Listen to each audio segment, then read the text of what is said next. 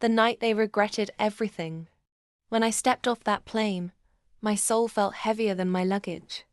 I had just buried my husband overseas, and all I wanted was a familiar face waiting for me at the arrivals gate. Instead, my brother chuckled over the phone.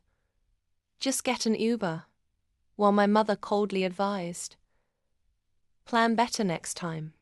No tears, no empathy, just ice. I took a deep breath, swallowed the sting, and said, understood. But they didn't realize that understood was my code for it's time to make you wish you'd never spoken to me that way. That night, while they were probably watching TV in their cozy living rooms, I was working behind the scenes. You see, my late husband was a renowned investigative journalist. His files, contacts, and unfinished stories were now mine. And buried deep in his encrypted laptop were detailed reports on my own family's dirty little secrets. Turns out, my oh-so-perfect brother had been embezzling funds from his company for years, and my pious mother, she'd been involved in a real estate scam that left dozens of families homeless. Both crimes, if exposed, could mean public ruin, maybe even prison. By midnight, I had packaged the evidence into a clean, airtight story and sent it to a trusted news anchor my husband once worked with. The headline the next morning?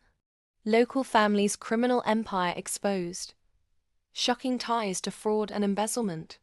Their names, their faces, their shame plastered on every TV screen, news site, and social media feed across the country.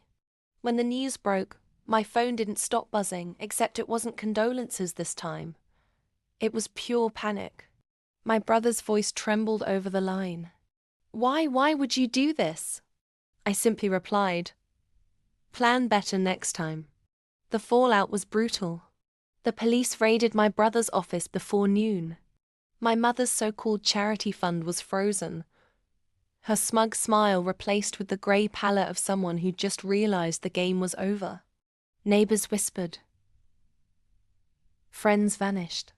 Their carefully curated reputations collapsed overnight. And me? I booked a first-class flight back to the serene little town my husband loved, sipping champagne as I watched their downfall unfold on the in-flight news. For the first time in weeks, I felt peace. They had taught me a cruel lesson at the airport, that family isn't always there when you need them. I simply taught them mine. That loyalty is a two-way street, and payback takes the express lane.